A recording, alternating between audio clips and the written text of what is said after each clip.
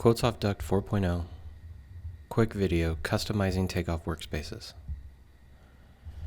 When taking off a plan file, you can customize your workspace so that you can see more of the plan file and less about the information of the items that you're taking off. For example, pressure class. I don't need to see this with every item that I take off. I only want to access this when I need to change the pressure class. I'm going to click the pin at the top so that it unpins it. It's now mounted over to the right of my screen. When I mouse over it, I can now use the buttons to load different pressure files. Scope information. Scope information I'd like to quickly change to without having to unpin it.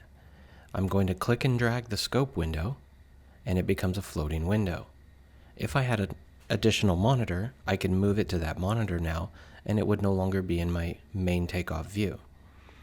Instead, what I'm going to do is take it and put it over the top of the audit trail.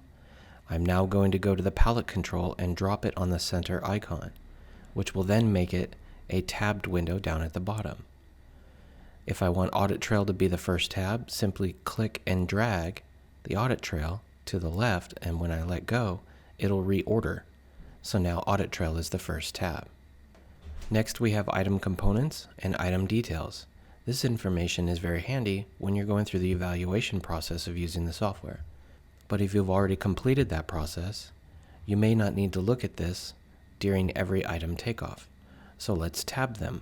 I'm going to take item details and drag it and drop it on the item components. And when I do, it becomes a tab down at the bottom.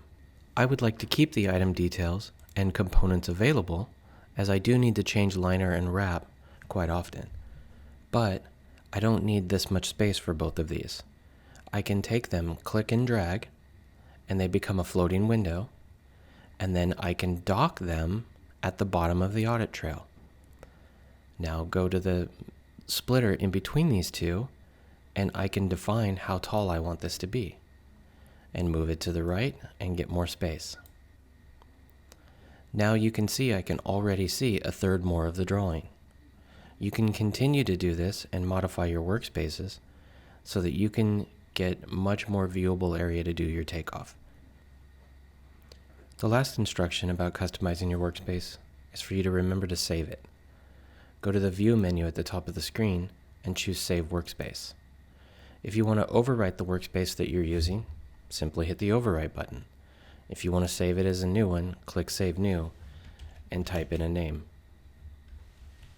Click the OK button. It's now been saved.